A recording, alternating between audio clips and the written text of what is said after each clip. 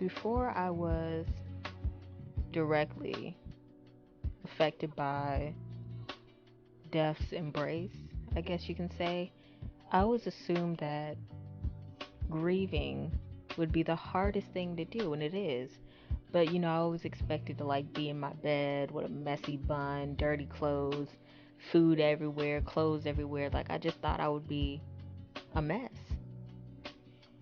And even if internally you're in chaos, I guess you can say, externally that doesn't have to reflect itself in your life.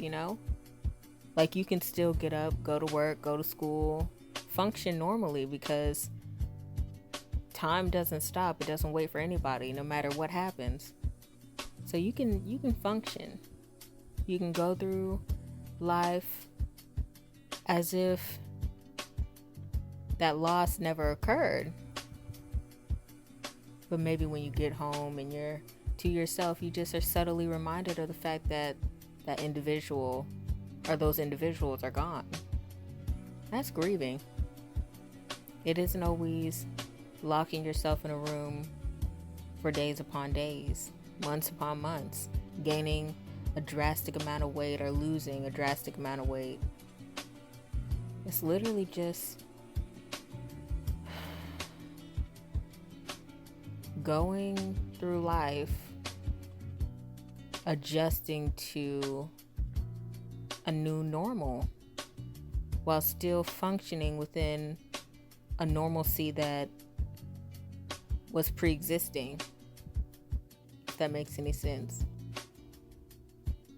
Like you look at certain celebrities with their families after the passing of Kobe Bryant, and you would just assume that like everybody, given that this is so devastating and it's just so untimely, it's really tragic, you would just think that everyone wouldn't want to go to the Super Bowl, they wouldn't want to go out, they wouldn't want to interact with their families, they just wouldn't want to do anything. And yet they're still living. That's grieving. Choosing to live even after you experience death. Waking up, making breakfast for the kids, going to school, going to work, interacting with your family. That's grieving. That's very similar to depression too. A lot of times grief is kind of sistered to depression. It can lead to depression, but even when you experience depression, when you're in a depressed state, you're not always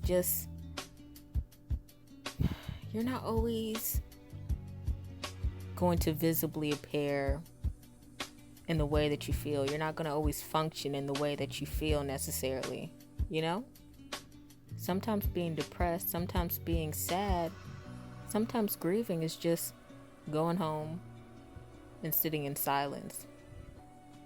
Sometimes grieving is laying in your bed alone and your husband or your boyfriend or your significant other is dead.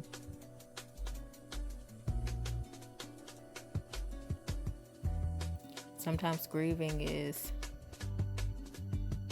sitting in the bathtub and just marinating and just really submerging yourself in the fact that this person is gone, that your life is different, it's changed forever. That's grieving. It's not like the movies all the time. It's not even in the way that we expect it. I thought when I lost my family friend, I would just be like awful for years upon years. Like I thought that what I was going through wasn't going to be easily resolved, and it wasn't. But like after a week, it felt different. Like it just felt weird. It wasn't something that I couldn't rehabilitate myself from, but it was just weird. It's not how you perceive it. It's not how it's always been portrayed. It's not what you expect.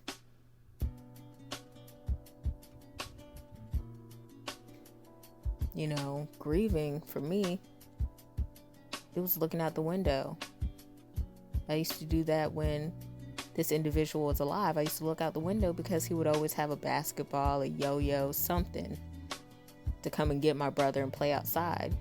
So I would always look out the window. And when he died, I looked out the window. He never came. He was never coming back. But, you look out the window. That was my grieving. Walking our dog around the neighborhood.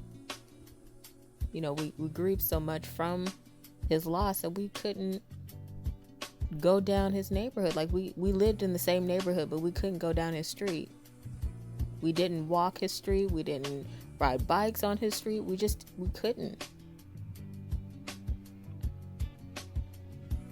That was us grieving. We did cry. We did talk about it often. But it wasn't as hysterical or dramatic as I was expected. It was very silent, somber, a lot of stillness in grieving. Seeing a kid that resembled his likeness, that was us grieving.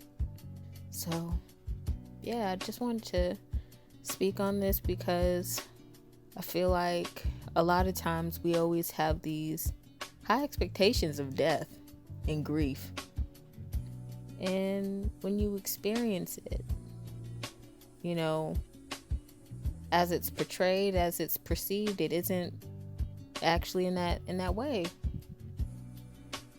So if you see someone smiling, if you see someone laughing after an immense loss, it doesn't mean that they're okay.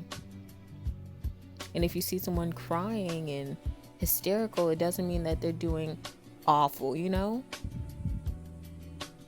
They're just feeling what they need to feel, doing what they need to do to process such a loss.